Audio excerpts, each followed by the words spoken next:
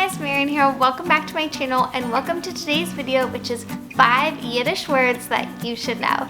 So I posted a video last week called 5 Hebrew words you should know, and my plan was to keep going on that, but I actually got a few questions about Yiddish and Yiddish words, and I love Yiddish. I love Yiddish songs. I love the Yiddish language. I just find it so fascinating. So I'm taking a pause on Hebrew, jumping into Yiddish, and then maybe I'll just go back and forth. Let me know what you guys are more interested in. So before we jump in, if you're new here, welcome. My name is Marian. I make videos about being a mom and being a Jewish mom, and I would just love it if you subscribe to my channel down below by hitting that red subscribe button and giving this video a big thumbs up.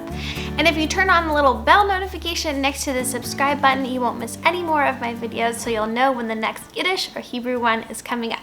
Okay, so let's jump in. Before we get started on my top 5 Yiddish words, I just wanted to talk a little bit, just for a minute, about what the Yiddish language is, because a lot of people don't know. So the Yiddish language is a dialect of German, and many Eastern European Jews spoke Yiddish, especially before the Holocaust. My parents, my grandparents all spoke Yiddish. It was very, very common among European Ashkenazic Jews. And part of the reason why is a lot of communities of Jews didn't like speaking Hebrew. A lot of them felt that Hebrew is the language of the Torah, it's the language of holy Bible study, and it should be reserved for those holy engagements of learning and praying. So they spoke Yiddish at home. So Yiddish is sort of a mix of some of those Hebrew words that didn't already exist in German and some of the German language around it. So people who speak Yiddish are pretty good at understanding German, and sort of vice versa. It's not too common to find people speaking Yiddish aside from Hasidic and religious communities of Jews. Unfortunately, the language is declining among other Jewish populations, but there's a lot of love for the Yiddish language and the Yiddish culture that comes along with it, which is part of the reason I wanted to make this video. Okay, so let's start with my number 1 Yiddish word, and that is oy vey. So what I love about Yiddish words is you probably will know all of these words, but not have realized that they are, in fact, Yiddish words.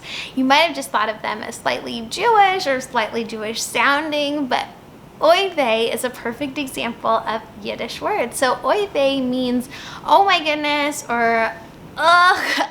What's so great about oy vey, as well as the rest of the words I'm going to use, is they're almost impossible to define in English because they have so much more depth and character and meaning that goes into them.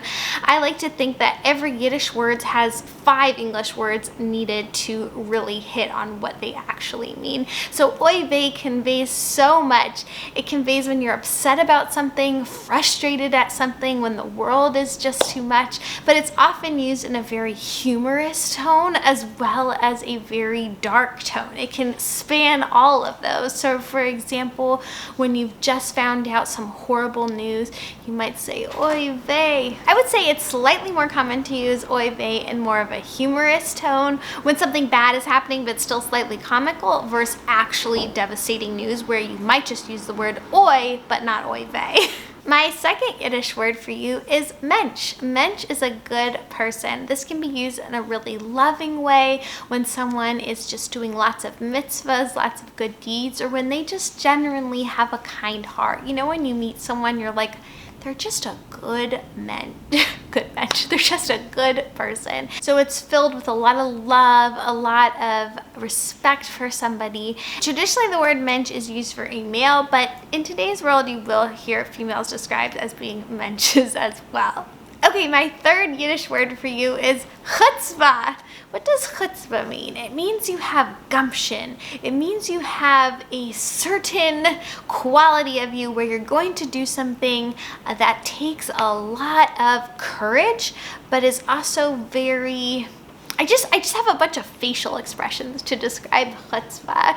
It means you're going to do something daring. It means you're taking up a charge and going to act in a way that's brave, but gumption, I would say, is the closest English word for it. So it takes chutzpah to confront somebody, you know, who's acting like a jerk to you. It can also have a slightly negative connotation. So you might say, like, that person's got a lot of chutzpah asking me to do this. Like, what right do they have to do that? Or you might say someone has chutzpah when they're not being respectful. beautiful. So it can, again, like some of these other Yiddish words, be used positively and negatively. There's a lot of meaning in how these words are used. My fourth Yiddish word that I love is Bissell. Bissell means little.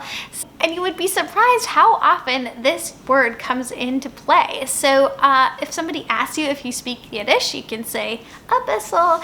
If somebody asks you if you want more to eat, you could say a Bissell. Or if somebody asks how much more work you've got to do in the day, you could answer a Bissell. So again, it's just a word that means a little, but it's like other words in Yiddish. It conveys a little heart in it. And my last Yiddish word for you is punim. Punim means face, but it's used very endearingly. Often when somebody is very sweet, it's very often used to describe kids. So whenever kids are being adorable, you might be like, look at that punim. Well, that's what I'm always saying to my children. But, you know, it's just like they're a sweet, endearing, loving face. So it can be used to describe an adult as well, somebody who's attractive, but not in like the sexy way, although you could say they had an attractive punim. But it's more just like when someone's being really good and really sweet and kind, you might be like, he's got a sweet punim, which really means he has a sweet face. But it can describe so much more than that. It also speaks to their heart a little. You might say a girl has a shena punim, which is a beautiful face. Shena means beautiful.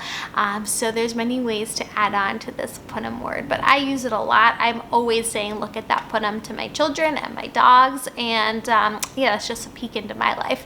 But anyways, those are my 5 Yiddish words. Let me know if you guys like this video. What are you more interested in, Hebrew words, Yiddish words, or both? I'd love to do both.